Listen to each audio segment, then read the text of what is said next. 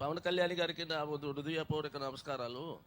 ఇప్పుడు 2003లోన నాకు కిడ్నీ వ్యాధి వచ్చింది. నేను తెప్పన పుట్టుకు బెంతువురియా క్యాస్టి ఒక వ్యక్తులను కొబ్బరికాయలు ఒలిసి కొబ్బరికాయలు తీసి అమ్మేవాడు. కాళ్ళు చేతులు పీకుడు వల్ల అక్కడ ఇప్పుడు సోమపెట్టి వెళ్ళాను. సోమపెట్టి డాక్టర్ దగ్గర అక్కడ కిడ్నీ ట్రబుల్ ఉందండి, కేర్ హాస్పిటల్కి పోయి చేయగలండి అన్నారు. కేర్ హాస్పిటల్కి కళ్యాణి చక్రవర్తి దగ్గరికి వెళ్ళగానే ఇక్కడ నీకు 7/9 ఉన్నది కిడ్నీ పాయింట్, నువ్వు చాలా జాగ్రత్త పడాలన్నారు.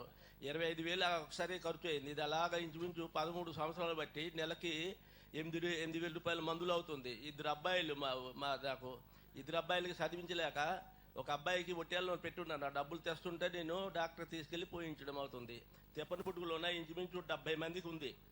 70 మందికి ఉంది. ఇంచుమించు 9 మంది చనిపోయినారు డయాలసిస్ మిషన్ మీద. విజయనగరంలో ఒకడు, శ్రీకాకుళం బలగాలను ఇంచుమించు 4-5, మరి వైజాగ్లో ఉన్న కూడా ఒకడు, మరి టెక్కలి దీంట్లోనే కూడా బస్సు మీద ఊపిరెత్తేసి చచ్చిపోయారు.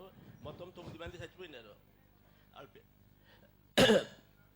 వాళ్ళ పిల్లలు అనాథులు అయిపోయి వాళ్ళు ఇంచుమించు 1-2 సంవత్సరాల పిల్లలు పెళ్ళాడేసిన తర్వాత చనిపోయిన తర్వాత అనాథులు అయిపోతున్నారు. మించుమించు 70 మంది మేము అలా మా పేషెంట్లు ఉన్నారు. మాకు ఎవరు దత్తత లేదు. ఏ కాంగ్రెస్ ప్రభుత్వం కానీ ఏ తెలుగుదేశం ప్రభుత్వం కానీ ఎవరు లేరు.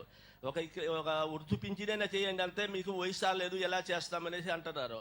మేము ఎలాగ మరి అంత మేము జన్మించడం తప్ప ఈ ఆంధ్రాలోనా, లేకపోతే మేము చేయడమే తప్ప ఈ జబ్బు వచ్చింది మేము చేసిన తప్పు పట్టా, లేకపోతే మాకు ఈ మట్టిలో ఉన్న సారం పట్టా?